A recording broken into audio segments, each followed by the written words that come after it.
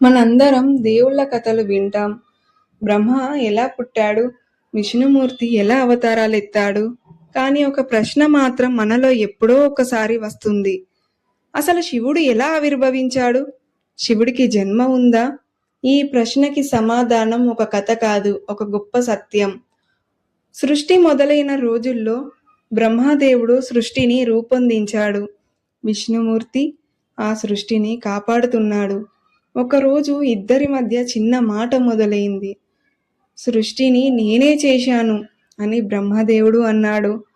సృష్టిని కాపాడేది నేనే అని విష్ణుమూర్తి అన్నాడు. ఆ మాట మెల్లగా అహంకారంగా మారింది.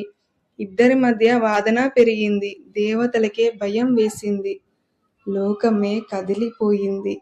అప్పుడే ఆకాశాన్ని చీల్చుకుంటూ ఒక మహా అగ్నిస్తంభం ప్రత్యక్షమైంది. ఆ అగ్ని సాధారణ అగ్ని కాదు, అది ఒక ప్రకాశవంతమైన అంతులేని వెలుగు. ఆ అగ్నిస్తంభానికి మొదలు కనిపించలేదు, ముగింపు కనిపించలేదు. అప్పుడే ఒక దివ్య స్వరం వినిపించింది. ఈ అగ్నిస్తంభానికి మొదలు చివర కనుక్కొని రండి అని. విష్ణుమూర్తి వరాహ రూపంలో కిందికి వెళ్ళాడు. బ్రహ్మదేవుడు హంస రూపంలో పైకి వెళ్ళాడు. ఎంత వెతికినా ఆ జ్యోతి మొదలు ముగింపు ఎవరికీ దొరకలేదు. చివరికి ఇద్దరు తమ ఓటమిని ఒప్పుకున్నారు. అప్పుడే ఆ అగ్నిజ్యోతి మధ్య నుంచి పరమశివుడు ప్రత్యక్షమయ్యాడు. అప్పుడు వారికి తెలిసింది, శివుడు కాలానికి అతీతమైన పరమశక్తి అని, సృష్టికి మూలమైన ఆదిశక్తి అని. అందుకే శివుడి జన్మ గురించి పురాణాలు ఒక గొప్ప రహస్యం చెబుతాయి. శివుడు సాధారణంగా పుట్టిన దేవుడు కాదు అని, ఆయన సృష్టి స్థితి లయలను నడిపించే పరమ స్వరూపం అని.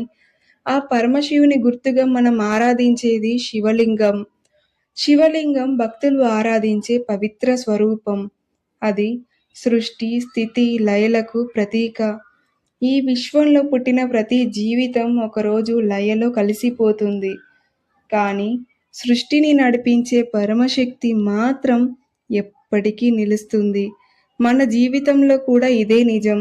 మనకు ఉన్నది శాశ్వతం అనుకుంటాం, కానీ జీవితం మారుతూనే ఉంటుంది.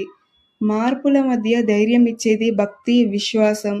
సో ఫ్రెండ్స్, ఈ కథలో మనకు అర్థమైంది ఏంటి అంటే, జన్మతో మొదలైన ప్రతి జీవితం కాలంతో ముగుస్తుంది.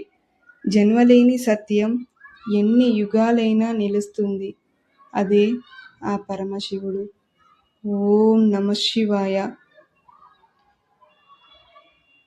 ఇలాంటి కథలు మీకు నచ్చితే ప్లీజ్ మా ఛానల్ని సబ్స్క్రైబ్ చేయండి, కామెంట్ చేయండి, లైక్ చేయండి, షేర్ చేయండి. నెక్స్ట్ వీడియోలో మళ్ళీ కలుస్తాం.